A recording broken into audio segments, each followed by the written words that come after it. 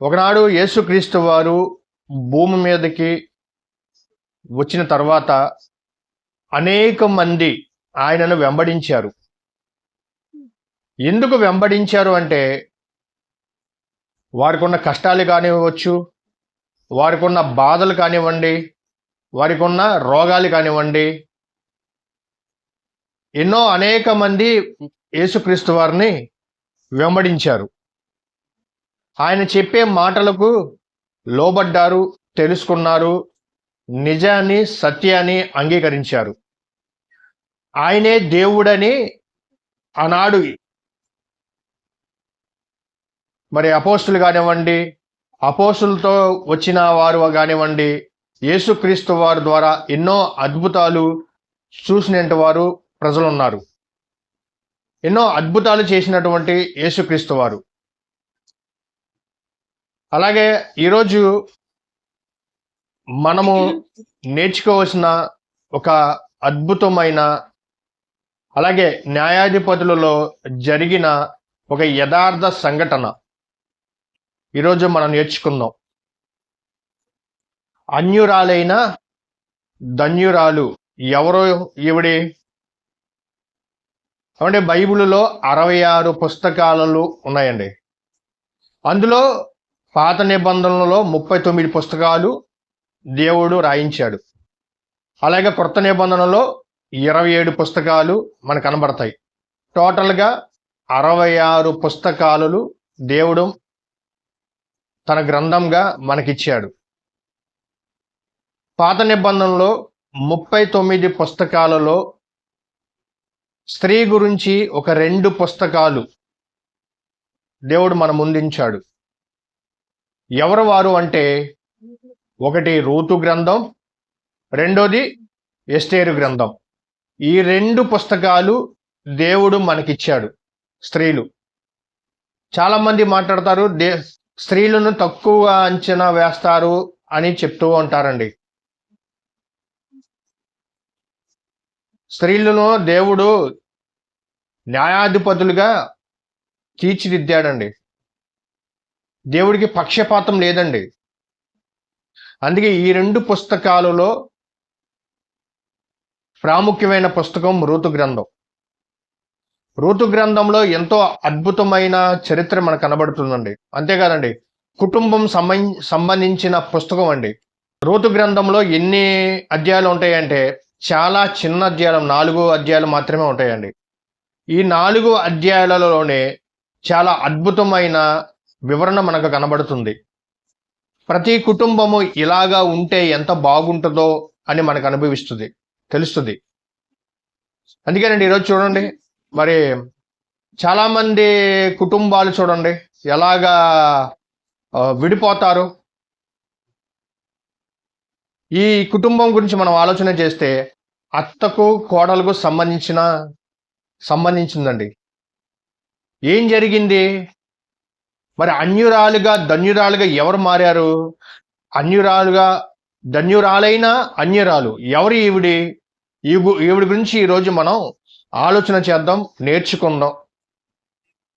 Ruth గ్రంథము 1వ అధ్యాయం చూద్దామండి. 1వ వచనం నుంచి జాగ్రత్త చదువుకుంటూ వెళ్దామండి. న్యాయాధిపతులు ఏలిన దినములు యందు దేశములో కరువు కలుగగా, న్యాయాధిపతుల కాలంలో అంటండి జరిగింది సంఘటన.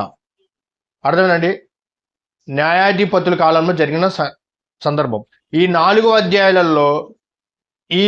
అధ్యాయాలలో న్యాయాధి పేరు మాత్రం దేవుడు మెన్షన్ చేయలేదు. ఫలానా న్యాయాధిపతి అనుకోవచ్చు, ఎవరో అతని పేరు ఏంటంటే, ఏమండి ఈ న్యాయాధిపతి పేరు సుమారుగా మేబీ నేను అనుకున్న ప్రకారంగా గిద్యోను కాలంలో జరిగిన ఒక యథార్థన సంఘటన న్యాయాధిపతిగా గిద్యోను కాలంలో జరిగిందా అని నేను అనుకుంటున్నాను. మరి ఎవరు వీరు న్యాయాధిపతులు? సుమారు సమయాల వరకు 14 మంది న్యాయాధిపతులు ఉన్నారండి. అందులో ఒక అతని పేరే గిద్యోను. ఈ గిద్యోను కాలంలోనో జరిగిన యథార్థ సంఘటన ఏమిటిది అంటే మనం ఆలోచన చేస్తే 1వ వచనం చదువుతామండి.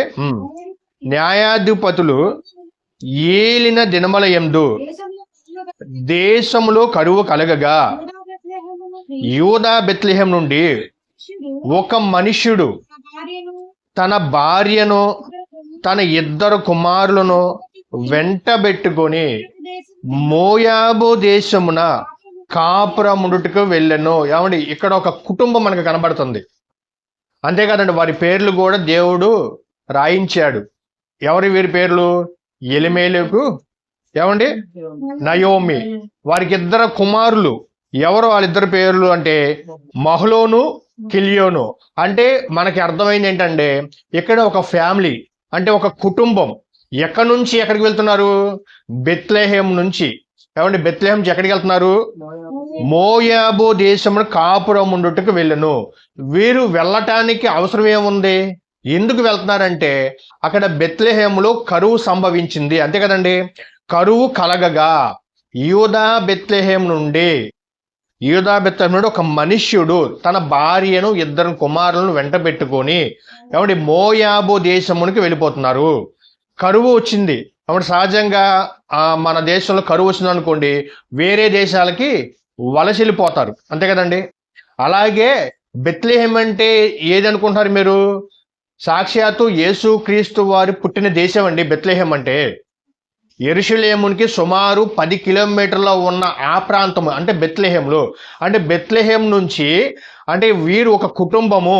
ఆ కుటుంబం పేరు ఎవరంటే ఏమండి, ఎలిమేలేకు, నయోమి. వీరిద్దరు కుమారులు ఏమండి, మహలోను, ఏమండి, కిలియోను. వీరిద్దరు కుమారులు వెంట పెట్టుకొని ఈ ప్రాంతం నుంచి అంటే బెత్లెహేం నుంచి ఎక్కడికి వెళ్తారు వీళ్ళు? మోయాబు దేశమునకు కాపురం ఉండటానికి వెళ్ళిపోతున్నారు. ఏమంటే మోయాబు దేశానికి కాపురం ఉండటానికి వెళ్ళటానికి ముందు వీళ్ళకి ఇక్కడ పరిస్థితులు బాగోలేదు. ఇక్కడ కరువు ఉండటం వల్ల ఆ ప్రాంతానికి వెళ్తున్నారు. ఆ ప్రాంతం ఎక్కడుందండి? మోయాబు దేశం అంటే ఏమంటే మృత సముద్రము అవతల ఉంది ప్రియమైన దేవుని పిల్లరా. కానీ వీరు అక్కడికి వెళ్ళటానికి మనసును చంపుకొని వెళ్తున్నారండి. వారు అక్కడికి వెళ్ళటానికి చాలా భారంతో వెళ్తున్నారు. ఎందుకంటే కుటుంబం అంతా ఇక్కడుంది. బెత్లెహేం ప్రాంతంలో యెరూషలేం చుట్టూ ఉన్నారు. బంధువులు కానీ, చుట్టాలు కానీ, స్నేహితులు కానీ ఇక్కడ ఉన్నారు. అక్కడ ఆ మోయాబు దేశంలోకి వెళ్తున్నారంటే చాలా బాధతో వెళ్తారు. ఎందుకు ఈ మాట చెప్పానంటే అక్కడ మోయాబు దేశం నుంచి ఏటాటా యెరూషలేముకు రావటానికి చాలా దూరం అండి, చాలా దూరం. ఎందుకంటే యెరూషలేమునికి ఏటాటా 3 సార్లు వెళ్తారు మగవాళ్ళు. కానీ వీరు ఆ బాధను దిగమింగుకొని చాలా భారంతో అక్కడ నుంచి బయలుదేరుతున్నటువంటి సందర్భం మనకు కనబడుతుంది. ఒక కుటుంబంగా మనకు కనబడుతుంది. కానీ అక్కడికి వెళ్ళిన తర్వాత యెరూషలేముకి రావడం చాలా దూరం అండి. ఏమన్నా మోయాబు దేశం ఎక్కడ ఉంటుందండి? మృత సముద్రము అవతల అంటే తూర్పు దిక్కున ఉంటుందండి. ఆ మృత సముద్రం అవతల ఉంటుంది మోయాబు దేశం. అక్కడ నుంచి యెరూషలేముకి రాగలుగుతారా? రాలేరు. ఇక్కడ ఉన్నప్పుడు ఏటా ఎక్కడికి వెళ్ళేవారు అంటే యెరూషలేముకి వెళ్ళి ఆరాధన చేసుకునేవారు. పండగ పూట అక్కడే ఉండేవారు అండి. ఈ సందర్భం మీకు అక్కడ కనబడుతుందండి. ద్వితీయోపదేశకాండం ఇది అలా ఉంచండి. ద్వితీయోపదేశకాండం 16వ అధ్యాయం 16వ వచనం చూడండి ఒకసారి. ద్వితీయోపదేశకాండము 16వ అధ్యాయము 16వ వచనం చూడండి.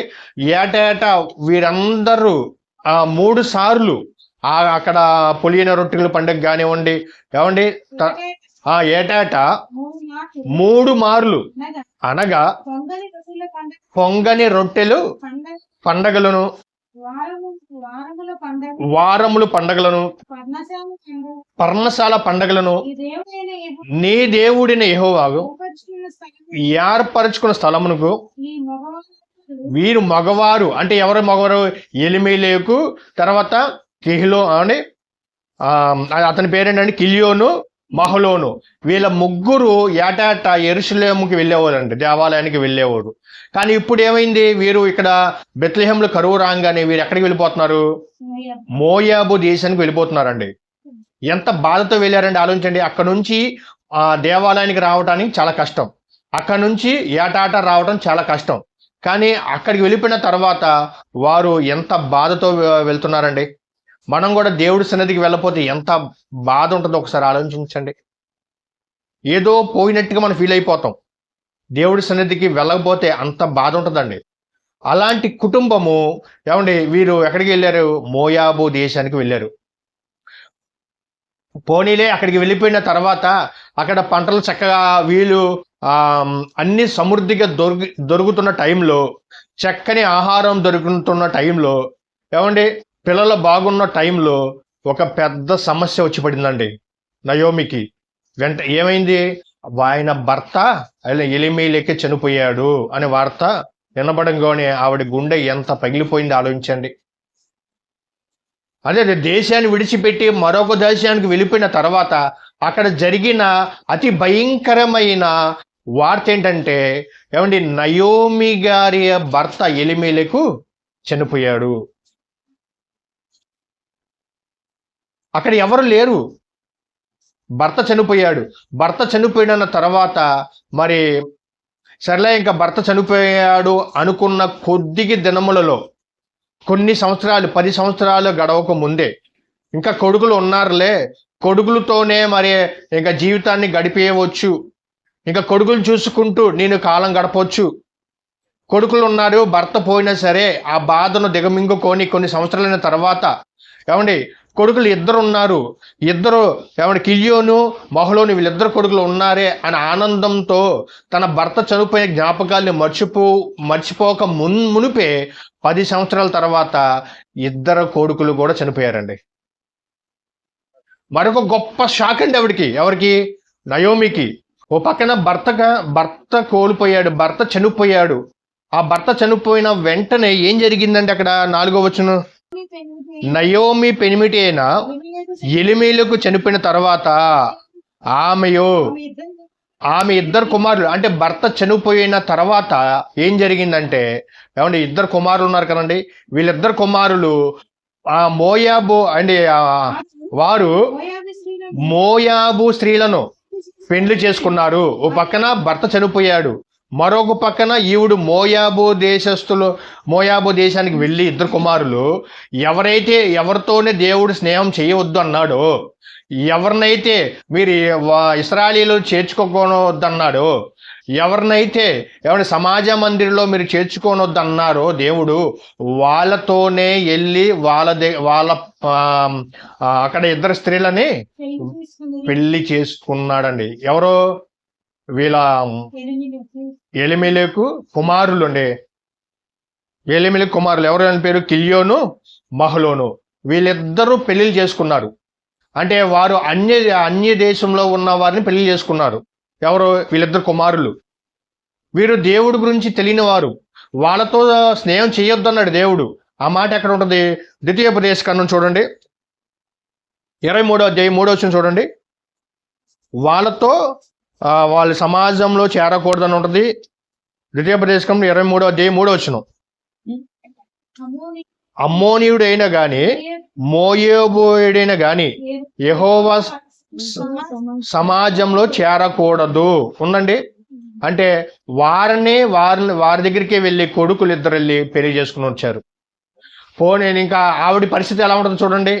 ఎవరినైతే దేవుడు వద్దన్నాడో వాళ్ళనే వివాహం చేసుకొని ఇద్దరు కొడుకులు తన తల్లి దగ్గరికి వచ్చారు. సరే పోనీలే, ఇంకా పెళ్లి చేసుకున్నారు కదా, సరే శుభ్రంగా ఉంటున్నారు, వారు నా మాట వింటున్నారు, ఏమంటే కొడుకుల మాటలు కూడా వింటున్నారు, కొడుకుని బాగా చూసుకుంటున్నారు, దేవుని మాటలు వింటున్నారు అని అనుకున్న తరములో మరి ఒక పెద్ద షాక్ తగిలిందండి నయోమికి. ఏంటి ఆ షాకు?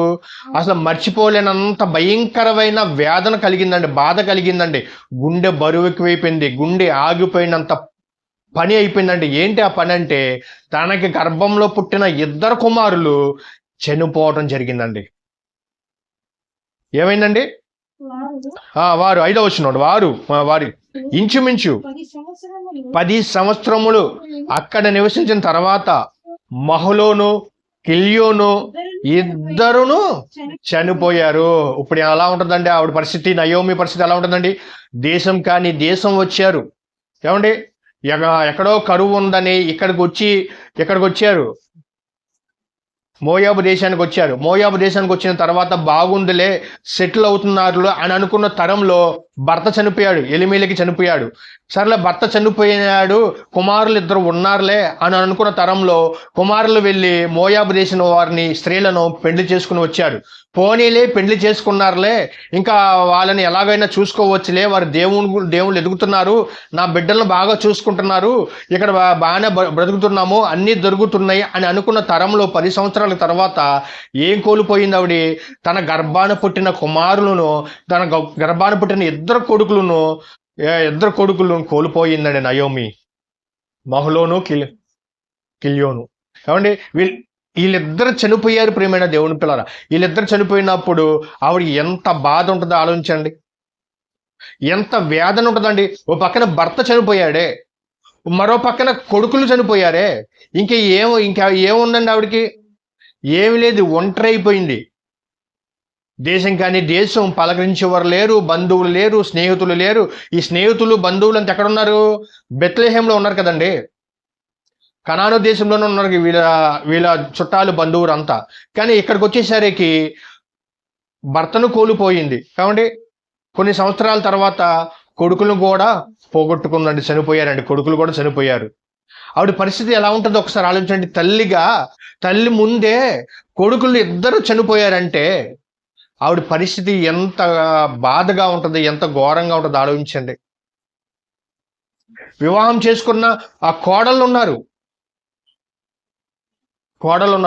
సర్లే, ఇంకా ఆ తర్వాత ఏం జరిగిందంటే, ఒక కనాను దేశస్థుడుగా ఆ దేశం నుంచి ఈ దేశానికి ఒక అతను వ్యాపారవేత్త వచ్చాడండి. వచ్చిన తర్వాత ఆమెను గుర్తుపట్టింది. అయ్యా, మన దేశం ఎలా ఉంది? అక్కడ కరువు వచ్చింది కదా, అక్కడ ఎలా ఉంది అని అడిగినప్పుడు, అక్కడ బాగానే ఉంది, అక్కడ పంటలు పండుతున్నాయి, అక్కడ కరువు పోయింది, చక్కగా పచ్చని పంటలు పండుతున్నాయి, తినటానికి ఉండటానికి ఎటువంటి లోటు లేదు అని అక్కడ నుంచి వలస వచ్చాడండి ఒక అతను. మోయాబు దేశానికి వచ్చినప్పుడు ఆవిడని చూసి గుర్తుపెట్టి నయోమితో చెప్తున్నాడండి. అప్పుడు నయోమి ఇంకా వెళ్ళిపోదాం అనుకుంది, తన దేశానికి వెళ్ళిపోదాం అనుకుంది. మరి ఇక్కడ చూస్తే భర్త చనిపోయాడు, తనకు పుట్టిన ఇద్దరు కుమారులు చనిపోయారు. ఇంకా ఇక్కడ విడిచిపెట్టేసి ఎక్కడికి వెళ్ళిపోవాలనుకుంది? ఆవిడ ఉన్న ప్రదేశానికి, ఆవిడ దేశానికి, బెత్లెహేంకి వెళ్ళిపోవడానికి రెడీ అయింది. అప్పుడు రెడీ అయిపోయిన తర్వాత మరి ఆవిడ నయోమి తన ఇద్దరు కోడలను పిలిపించి ఏం చెప్పిందండి? 8వ వచనం చూడండి. 8వ వచనం, నయోమి తన ఇద్దరు కోడలను చూచి, మీరు మీ తల్లుల ఇండ్లకు తిరిగి వెళ్ళుడి, చనిపోయిన వారి ఎడలను నా ఎడలను మీరు దయ చూపించినట్లు యెహోవా మీ ఎడల దయ చూపును గాక. అమ్మ కోడల్లారా, నా ఎదుగు రండి, ఒకసారి మాట్లాడుకుంటుంది. మీరు నా పిల్లలు బాగా చూసుకున్నారు, మీరంటే నాకు చాలా ఇష్టము, మా పిల్లలు చనిపోయారు, మీరు మా పిల్లల మీద చూపించిన ప్రేమ అంత ఇంత కాదు, నా మీద చూపించావు ప్రేమ. కానీ మీరు ఏం చేయాలి? మీ తల్లుల యొద్దకు మీరు తిరిగి వెళ్ళిపోండి, ఇంకా మీరు వయసులో ఉన్నారు, మీరు వెళ్ళిపోయి పెళ్లి చేసుకోండి అని చెప్తుందండి నయోమి. నేను ముసల్దాని అయిపోయాను కదా, నేను నా దేశానికి వెళ్ళిపోతాను అని చెప్పిందండి. మరి ఇద్దరు కోడళ్ళు ఏం చెప్పారు? 9వ వచనం, మీలో ఒక్కొక్కటి పెళ్లి చేసుకొని తన ఇంట నెమ్మది నొందునట్లు యెహోవా దయచేయును గాక అని వారితో చెప్పి వారిని ముద్దు పెట్టుకొనిను. చాలా బాధతో చెప్తుందండి ఈ మాట. మీకు ఇంకా వయసు ఉంది, ఇంకా నా గర్భాన్ని పుట్టడానికి పిల్లలు లేరు. అప్పటికే నయోమి వృద్ధాప్యంకి వచ్చేసింది, ముసల్దాని అయిపోతున్నాను సంగతి చెప్తుంది. కింద వయసులో కనబడుతుంది మనకి, ముసల్దాని అయిపోతున్నాను, నా గర్భాన ఇంకా పిల్లలు పుట్టరు, ఇంకా మీకు వయసు ఉంది కనుక మీరు మీ దేశానికి, అంటే మోయాబు దేశం నుంచి వచ్చారు కదండి వీళ్ళిద్దరూ స్త్రీలు కోడలు, మోయాబు దేశానికి తిరిగి వెళ్ళిపోమని చెప్తుంది. మీరు అక్కడికి వెళ్ళి, మీరు వయసులో ఉన్నారు కాబట్టి పెళ్లి చేసుకోమని తన అత్తే చెప్తుంది. ప్రియమైన దేవుని పిల్లరా, కానీ ఏం జరిగింది చూడండి. సందర్భం ఉంటే చాలా గొప్పగా అనిపిస్తుందండి. అత్త కోళ్ళ మధ్యలో ఉన్న సందర్భం అండి. 10వ వచనం చూడండి. అంతటా వారు ఎలుగెత్తి ఏడ్చి నీ ప్రజల యొద్దకు నీతో కూడా వచ్చిన ఆమెతో చెప్పగా, అక్కడికి వెళ్ళటానికి ఇష్టపడట్లేదండి వాళ్ళ దేశానికి. నీతోనే వస్తాను, నువ్వు ఎక్కడ ఉంటే అక్కడే ఉంటాము, నీతోనే వస్తాను అని చెప్పినప్పుడు మరి నయోమి ఏమంటుంది 11వ వచనంలో? నయోమి నా కుమార్తెలారా అందండి. అప్పటి వరకు ఏమండి అత్తగా పిలుచుకున్న ఆ కోడళ్ళగా పిలుచుకున్న ఆమె ఇప్పుడు ఎలా మారిపోయిందండి సీను? నా కుమార్తెలారా అంటుందండి. నిజంగా అండి అలాంటి అత్త దొరకటం అదృష్టం అండి. అలాంటి కోడలు దొరకటం కూడా అదృష్టం ప్రియమైన దేవుని పిల్లరా. సహజంగా చూడండి ఈరోజు కోడలు చూడండి పరిస్థితులు, భర్త చనిపోయాడు అనుకోండి, కోడలు వేరే వివాహం చేసుకునేవారు చాలా మంది కనబడతారు. దేవునిలో ఉండి కూడా దేవుడితో నడిచేవారు కూడా వేరే వివాహం చేసుకునేవారు ఎంతమంది లేరండి? ఉన్నారు, చాలా మంది ఉన్నారు. కానీ ఇక నయోము చెప్తుంది, నీకు భవిష్యత్తు ఉందమ్మా, నా కుమార్తెలారా అని అంటుందండి. నా కోడళ్ళారా అని అంటలేదండి. ఏమంటుంది? నా కుమార్తెలారా అంటుంది. నా కుమార్తెలారా మీరు వెళ్ళండి, మీ దేశానికి మీరు వెళ్ళిపోండి, మీ దేవుడి దగ్గరికి మీరు వెళ్ళిపోండి, మీకు ఇంకా వయసు ఉంది, మీరు పెళ్లి చేసుకోవచ్చు, పిల్లలకు అనొచ్చు, నన్ను విడిచిపెట్టేయండి, నేను నా దేశానికి వెళ్ళిపోతాను, ఇక నాకు ఎవ్వరు లేరు, ఇక నా భర్త కోల్పోయాడు, ఎలిమేలకి చనిపోయాడు, అలాగే ఏమంటే 2 కొడుకులు చనిపోయారు, నేను ఒంటరిదాన్ని అయిపోయాను, కాబట్టి నా దేశం ఇది కాదు, నేను నా దేశానికి వెళ్ళిపోతాను, మీరు అక్కడికి వెళ్ళిపోండి అని చెప్పినప్పుడు వాళ్ళిద్దరు పిల్లలలో ఒకే ఒక ఆవిడ వెంట బయలుదేరిందండి. ఆవిడ పేరే రూతు. చదవండి తర్వాత. నయోమి నా కుమార్తెలారా మీరు మరలుడి, నాతో కూడా మీరు రాలేలా, మిమ్మల్ని పెళ్లి చేసుకున్నట్టుకి ఇంకా కుమారులు నా గర్భం ఉండలేదు. మీరు ఇంకా పెళ్లి చేసుకోవాలనుకుంటే నా గర్భమున పిల్లలు పుట్టలేరు, ఎందుకంటే నేను ముసలి దానను అని చెప్తున్నాడండి. ఇక్కడ చెప్పాడండి దేవుడు. నేను వెళ్ళిపోండి, మీరు ఒంటరిగా ఉంటారా?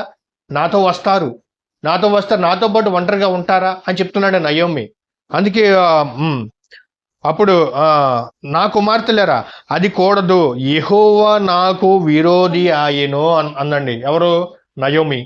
మరి ఆవిడకి వచ్చిన కష్టాలు, బాధలు, నాకు దేవుడు శత్రువు అయిపోయాడు అని తనలో తాను అనుకుందండి. నాకు దేవుడి విరోధి అయిపోయాడు అని అనుకుంటుంది. అప్పుడప్పుడు సహజంగా క్రైస్తవులకి ఏదైనా శ్రమలు వచ్చినాయి అనుకోండి, బాధలు వచ్చినాయి అనుకోండి, కష్టాలు వచ్చినాయి అనుకోండి, ఏమనుకుంటారు? ఇగో దేవుడు చూసావా ఇన్ని కష్టాలు పెట్టాడు, దేవుడు చూసావా ఇన్ని బాధలు పెట్టాడు, హింసలు పెట్టాడు, ఎన్నో దేవుడి వైపు నిందలు వేస్తామండి. కానీ ఎప్పుడైనా సరే దేవుడు వైపు మనము నిందలు వేయకూడదండి. ఎందుకంటే శ్రమలు పెట్టాడే అనుకో, ఆ శ్రమల వెనకాల ఒక గొప్ప బహుమానం ఉందన్న సంగతి గుర్తుపెట్టుకోవాలి. నీకు కష్టాలు వచ్చినాయి అనుకోండి, బాధలు వచ్చినాయి అనుకోండి, నువ్వు దేవుని నిందించకూడదండి, దేవుని ఏ మాట అనకూడదండి. ఈ కష్టాల వెనకాల ఒక ప్రతిఫలం ఉందన్న సంగతి గుర్తుపెట్టుకుని ప్రియమైన దేవుని పిల్లరా. ఈవిడ నిందించుకుంటుంది, నాకు దేవుడు విరోధి అయ్యేను అని చెప్తున్నాడు. ఎవరు? నయోమి. తర్వాత ఏం జరిగింది? మరి అది మిమ్మును నొప్పించినంత కంటే నన్ను మరి ఎక్కువగా నొప్పించినాడని వారితో చెప్పాను. వారు ఏలుగెత్తి ఏడవగా, ఈ సందర్భం మొత్తం చదువుతున్నప్పుడు అత్త కోడల మధ్య సంబంధం ఎలా ఉందో చూడండి, ఒకసారి ఆలోచించండి. అత్తను విడిచిపెట్టలేని కోడలు, కోడలు విడిచిపెట్టలేని అత్త, ఇలాంటి వారు మనకు సమాజంలో కనబడతారండి.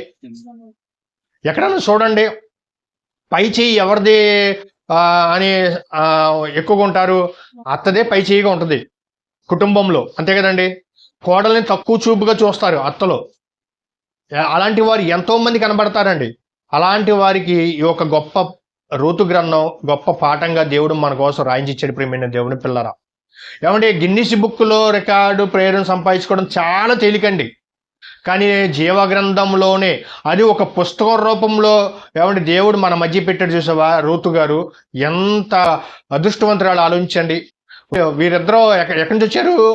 మోయాబు దేశం నుంచి వచ్చారు ప్రియమైన దేవుడి పిల్లలు. గుర్తుపెట్టుకోండి, మోయాబు దేశం వారు ఎవరళ్ళు? అన్యులు. వాళ్ళు క్రైస్తవులు కాదు, క్రీస్తును అంగీకరించిన వారు.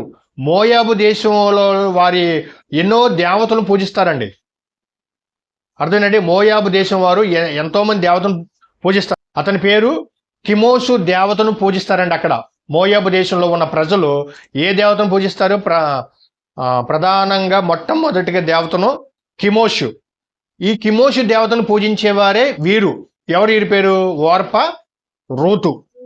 మరి వీళ్ళిద్దరూ అక్కడి నుంచి వచ్చినారండి అక్కడికి వెళ్ళారు. కుమారులు ఇద్దరు అక్కడికి వెళ్ళి వారిని వివాహం చేసుకొని తీసుకొచ్చారు.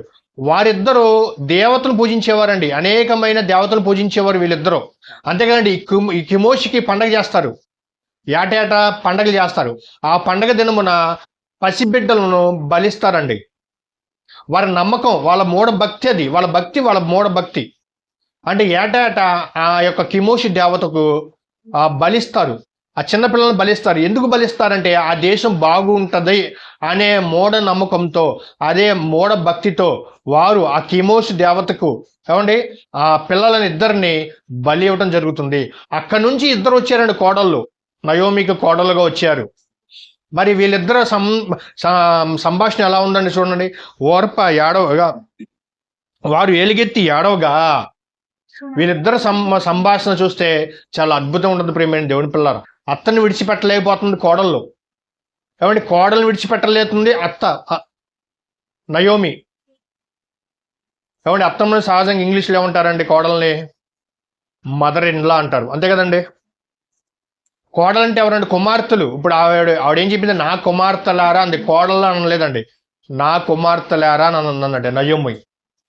ఈ విషయం చర్చించుకున్నప్పుడు ఆవిడ ఏం చేసిందంటే, వారు ఎలుగెత్తి ఏడవగా ఓర్ప తన అత్తను ముద్దు పెట్టుకోనేను. అంటే ఆ ఓర్ప అంటే పెద్ద కోడలు అండి, రూతు అంటే చిన్న కోడలు, గుర్తు పెట్టుకోండి. రూతు ఆమెను అత్తుకోనేను. ఇట్లుండగా ఆమె, ఇదిగో నీ తోడి కోడలు తన జనుల యొద్దకు తన దేవుని యొద్దకును తిరిగిపోయేను. అమ్మ రూతు, ఇగో నీ తోడి కోడలు చూడు, నీ తోడి కోడలు నీ చెప్పిన మాట విని ఇగో తన దేశానికి వెళ్ళిపోతుంది. తను నమ్ముకున్న తన దేవుని యొద్దకు తిరిగి పోయేను అని చెప్పినాడు. తన దేవుని యొద్దకంటే ఓర్ప పెద్ద కోడలు ఎక్కడి నుంచి వచ్చింది? మోయాబు దేశం నుంచి వచ్చింది. మోయాబు దేశంలో అనేక దేవతలను కొలుస్తారు, అనేక దేవతలకు బలిస్తారు. అందులో ఒక ప్రధాన దేవత నేను చెప్పానండి, ఆయన పేరేంటండి? కిమోషుని దేవతను ఎక్కువ పూజిస్తారు. అక్కడికి వెళ్ళిపోయింది ఎవరో? ఓర్ప పెద్ద కోడలు. మరి చిన్న కోడలు వెళ్ళలేకపోతుంది. అప్పుడు నీ తోడు కోడలు చూడమ్మా ఒక్కసారి, ఆవిడ వెళ్ళిపోతుంది కదా, నువ్వు కూడా వెళ్ళిపో, నీకు ఇంకా జీవితం ఉంది, నీకు వయసు ఉంది, నువ్వు మరలా పెళ్లి చేసుకుంటే పిల్లలు పుడతారు కదా, నీ జీవితం నువ్వు చూసుకో అని చెప్పినప్పుడు రూతు ఏమండి అత్త దగ్గరే ఉందండి, అంటే నయోమి గారి దగ్గరే ఉందండి. చదవండి. ఆమె, ఇదిగో నీ తోడి కోడలు తన జనుల యొద్దకు తన దేవుని యొద్దకు తిరిగిపోయినదే, నీవును నీ తోడి కోడల వెంబడిల్లుమును. అందుకు రూతు, నా వెంబడి రావద్దనియు నన్ను విడిచిపెట్టమనియు నన్ను బ్రతిమాలు కొనవద్దు అంటుందండి రూతు. అంటే చూడండి అత్తా కోడల సందర్భం చూడండి ఎంత గొప్పగా ఉందో. అందుకే అండి దేవుడు ఈవిడ గురించి ఒక పుస్తకమే రాయించాడంటే, ఈ రూతు గారు ఏమండి దేవుని జ్ఞాపకాలలో వెళ్ళిపోయిన ప్రేమైన దేవుని పిల్లరా. తర్వాత ఏం చెప్తున్నానండి? నీవు వెళ్ళిన చోటకి నేను వచ్చేదెను, నీవు నివసించే చోటనే నేను నివసించేదను. అమ్మా నయోమితో చెప్తున్నాడు రూతు, నువ్వు ఎక్కడికి వెళ్ళిపోతే నేను అక్కడికే వస్తాను, నువ్వు ఏ దేశంకి వెళ్ళిపోతే నేను ఆ దేశంకి వెళ్ళిపోతాను, నీ ప్రజల ఎద్దుకు నేను వస్తాను, అంతే కదండి. నీ దేవుడే నా దేవుడు అని చెప్పిందంటే ఆ మాట చెప్పటానికి కారణం ఎవరై ఉండొచ్చు? ఆమెను పెళ్లి చేసుకునే భర్తే కదండి. మరి ఆవిడ అన్యజనులు కదండి రూతు. మరి అన్యురాలైన ధన్యురాలకి ఎలా అయింది? ధన్యురాలైన అన్యురాలు కాబట్టి ఎంత గొప్పగా మారిపోయిందండి. నీ దేవుడే నా దేవుడు, నీ ప్రజలే నా ప్రజలు, నువ్వు ఎక్కడ నివసిస్తావో నేను అక్కడే నివసిస్తాను, నీ ప్రాంతమే నా ప్రాంతము. కాబట్టి నేను నా తోడుకోడళ్ళు వెళ్ళిన ఆ దేశానికి, ఏమండి ఓర్ప వెళ్ళిన ఆ మోయాబు దేశానికి నేను మరలా వెళ్ళను అని ఒక కమిట్మెంట్ తీసుకుంది ప్రియమైన దేవుని పిల్లలు. ఎవరో కోడలు, ఎవరో రూతు గారు ఒక కమిట్మెంట్ తీసుకుంది. నీ దేవుడే నా దేవుడు అని చెప్పిందంటే ఎంత ఆశ్చర్యం అయింది ప్రియమైన దేవుని పిల్లలు. ఇలాంటి అత్తా కోడళ్ళు మనకి సమాజంలో కనబడతారండి. చూడండి, భర్త చనిపోయిన వెంటనే మరి కుటుంబాన్ని విడిచిపెట్టి పిల్లలు ఉన్నా సరే పిల్లలు కూడా అత్తకు విడిచిపెట్టి, ఏమండి ఎంతమంది కోడల్లో వెళ్ళిపోయిన వారి సమాజంలో కనబడతలేదు ఆలోచించండి. ఇంకా తనకు వయసున్నా సరే, ఇంకా పెళ్లి చేసుకునే అవకాశం ఉన్నా సరే, ఏమండి ఈవిడి నయోమి వెంట వెళ్ళిందంటే మరి దేవుని పట్ల ఎంత కృతజ్ఞత చూపిస్తుందండి? నీ దేవుడే నా దేవుడు అనటానికి కారణం ఎవరు అయి ఉండొచ్చు? ఓ పక్కన భర్త అయి ఉండొచ్చు, నయోమి అయి ఉండొచ్చు, ఎలిమేలకే అయి ఉండొచ్చు. ఎందుకంటే వారు ఇశ్రాయేలు నుంచే కదండి వచ్చింది. వారు అక్కడ ఏటాట యెరూషలేము మందిరానికి వెళ్ళే వారే కదండి వీళ్ళంతా ఆ దేశానికి వెళ్ళినప్పుడు అక్కడ ప్రార్థన చేసుకునేవారు, అక్కడ దేవుని గురించి మాటలు చెప్పుకునేవారు, దేవుడి గురించి ఒక అద్భుతంగా మాట్లాడుకునేవారు. ఆ మాటలకి లోబడి ఏమంటే ఆ చెప్పిన మాటలు లోబడి నీ దేవుడే నా దేవుడు అని చెప్తున్నాడు రూతు. ఓర్ప వెళ్ళిపోయింది, తన దేశానికి వెళ్ళిపోయింది ఓర్ప. అంటే పెద్ద కోడలు వెళ్ళిపోయింది, చిన్న కోడల మతికి రూతు మాత్రము నయోమి వెంటే ఉందండి. అంతేగాని నువ్వు ఎక్కడ ఉంటావో నేను అక్కడే బ్రతుకుతాని చెప్పింది ప్రియమైన దేవుని పిల్లరా. ఆలోచించండి ప్రియమైన దేవుని పిల్లరా. అంటే రూతు పట్ల దేవుడు ఒక పుస్తకమే రాయించాడంటే, రూతు గ్రంథం చాలా చిన్నదండి, 4 అధ్యాయాలు మాత్రమే కనబడతాయి.